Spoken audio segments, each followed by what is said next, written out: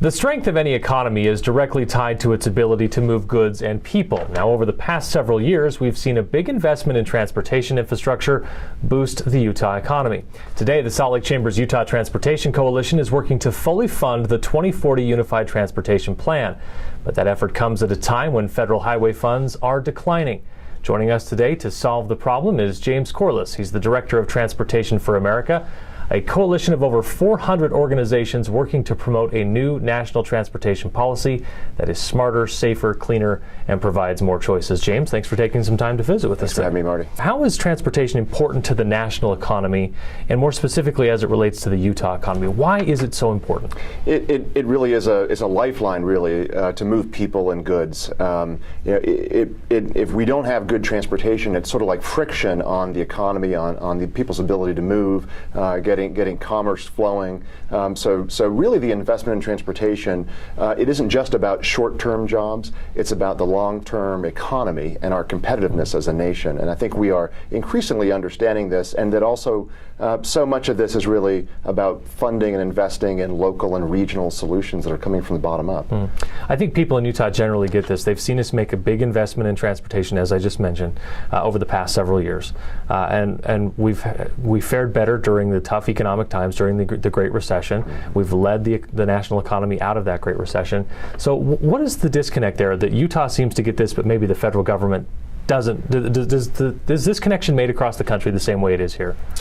I think it is. I would say I think Utah is an example. We use what the Salt Lake region in Utah has done in terms of stepping up and putting skin in the game between the interstate rebuilds, between the transit system in the Salt Lake region. It's truly impressive, and sort of taxing yourselves to actually invest in infrastructure. There are other actually western cities, Denver, Phoenix, that are doing similar kinds of things. For some reason, in the federal government, and this probably isn't a surprise to most folks, we're a bit stuck in the past.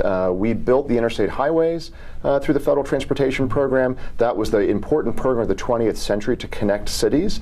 Now many of our problems are actually moving people and goods around our metropolitan regions and making sure that that commerce is flowing, and I don't think the federal government has caught up to that fact yet.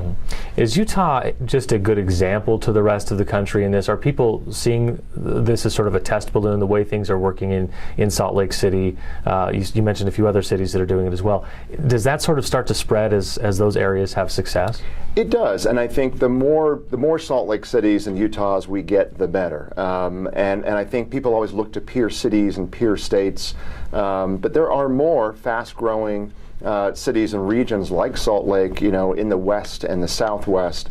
And I do think there's a bit of a peer network growing of those cities, partly around competition, but partly around learning from each other. That's actually something that at Transportation for America we are trying to do, is connect some of those places that actually could learn a lot from each other. I don't know yet, though, that it's really rubbed off on a lot of other places in the country. We're certainly hoping that'll happen.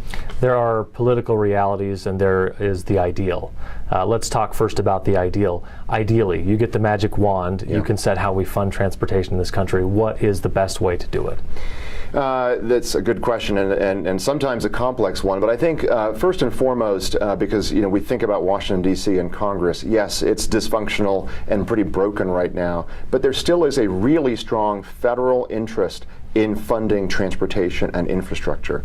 We're not just done because we built the interstates, but we think the federal interest is different than 21st century. We think it is actually investing in regions and local economies in many ways, thinking of the federal government as an investor, not just handing out free money and a blank check, but actually investing in places that I think are innovating, much like Utah and Salt Lake are. How can the Utah business community help influence the debate at the federal level for how transportation is funded and how we move on from here?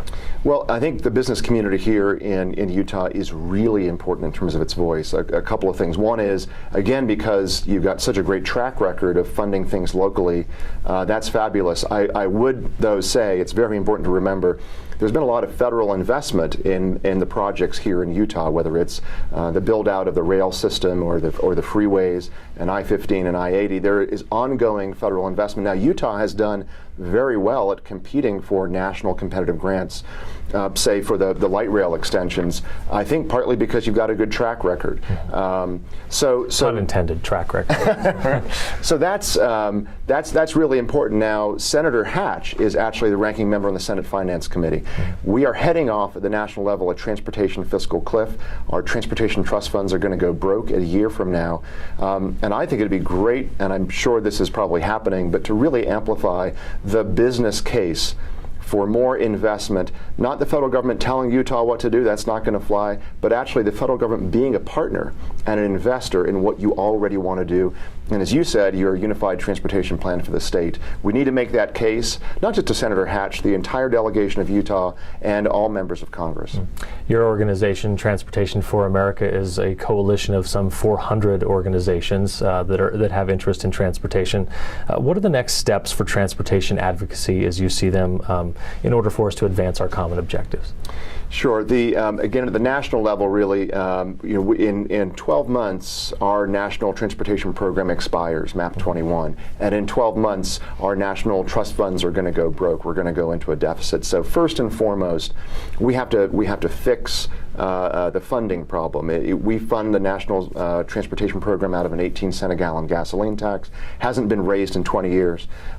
Whether it's raising the gas tax, switching it to a sales tax, figuring out some kind of creative financing solutions. We want everything on the table, but that's first and foremost, because there's no debate without funding. And we think it's actually out of crisis comes opportunity. It's a great opportunity to actually figure out how we're going to fund the next generation of infrastructure in the U.S. so that our local and regional economies can be competitive. James Corless, keeping us, as you said, on track and heading in the right direction. Thanks so much for taking some time with us. Thanks, Marty. James Corless, the Director of Transportation for America. You can learn more about his organization at t4america.org. That's t4america.org.